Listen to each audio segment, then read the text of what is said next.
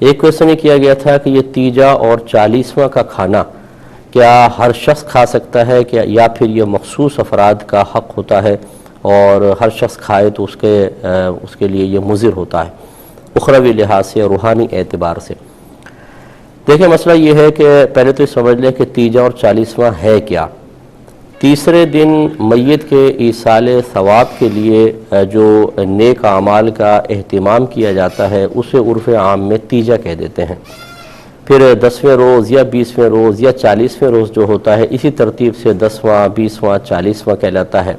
سال کے آخر میں اگر کسی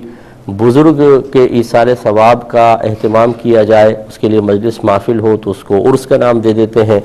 اور عام شخص کے لیے ہو تو اس کو برسی کہا جاتا ہے۔ تو یہ دراصل ایصال ثواب کا اہتمام کیا جاتا ہے، اس اعتبار سے ان دنوں کے نام ہو گئے ہیں، اور کسی کا بھی یہ کانسیپٹ نہیں ہوتا، نہ ہونا چاہیے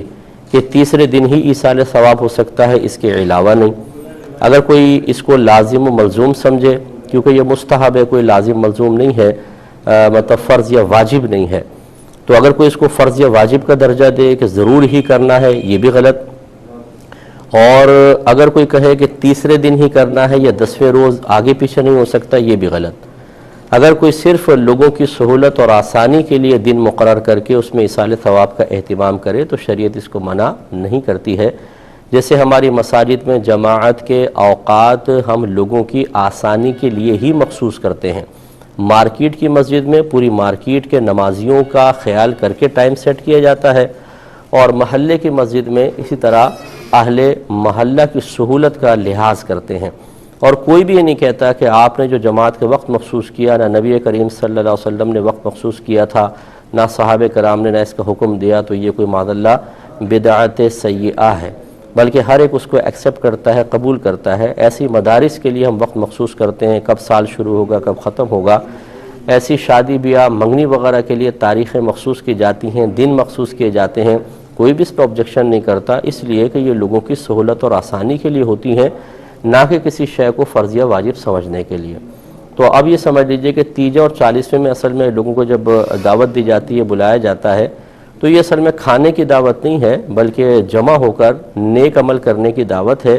کہ اجتماعی طور پہ نیک عمل کریں گے اور اس کا ثواب مردے کو بخش دیا جائے گا۔ اب وہ نیک عمل مختلف ہوتے ہیں، کہیں کلمہ پاک پڑھا جاتا ہے، کہیں درود پاک، کہیں قرآن پڑھا جاتا ہے، اور پھر اجتماعی طور پر ایصال ثواب کا اہتمام ہوتا ہے۔